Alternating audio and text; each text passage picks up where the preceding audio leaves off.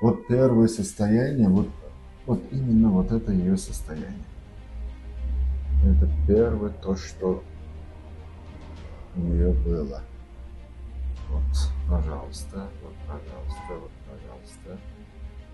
А вот теперь сколько времени прошло, мы в течение вот этого времени онлайн с ним как-то мы вопросы лечения обсудили, принимал лечение после наших анализов там, в Питере. И вот недавно, буквально, сколько это, 5-6 дней, да? 4. Вот 5 дней, как он приехал из Питера вот к нам. Во-первых, еще раз показаться и получить еще курс лечения. Вот посмотрите, пожалуйста, состояние. Я думаю, для состояния Минксона это очень хорошо, очень идеально.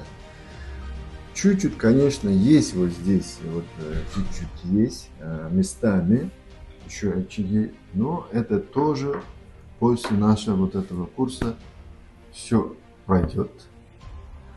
Qadrli kuzatuvchilar, men nima haqida gap ketganini aytib beraman. Yana bir marta sizlarga o'zbekchalab, men Piterda bo'lganimda, o'tgan yili kongressda borganimda, mana shu yigitni ko'rgan edim. Ular menga gostitsaga kelishgan edi. Mana shunaqa holatda edi. Biz bular bilan kelishib, shu vaqtda analiz topshirtirgan. Bu endi уже потом keyingi lecheniyalar davomida.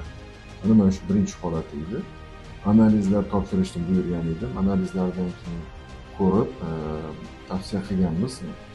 Dori vositalarini, lecheniyalarni olishni boshlagan va mana 2025-yil bo'lsa, hozir mana 5-6 kun bo'ldi bizga kelganlariga. Sababi birinchidan yana bir marta tekshirtirish ham bir kurs lecheniya Toshkentda olish. Men aytmoqchi emasman, tamom kasallik yo'q bo'ldi, ketdi, tuzaldi deb. Lekin hali bor ozgina joylarida men bu rasm bilan bu rasmni hozirgi holatni verni farqi yer bilan osmoncha. Xudo xolasa mana shu kursdan keyin men o'ylaymanki, yaxshi bo'lib ketadi. Biz doim telefon orqali muloqot qilib turamiz. Men Piterga borganimda rasalikka chaqirishdi, mehmonga bora olmadim. Правильно говорю? Да. Буквально недавно, когда я даже был, они тоже меня позвали, но я не смог. Очень холодно, честно.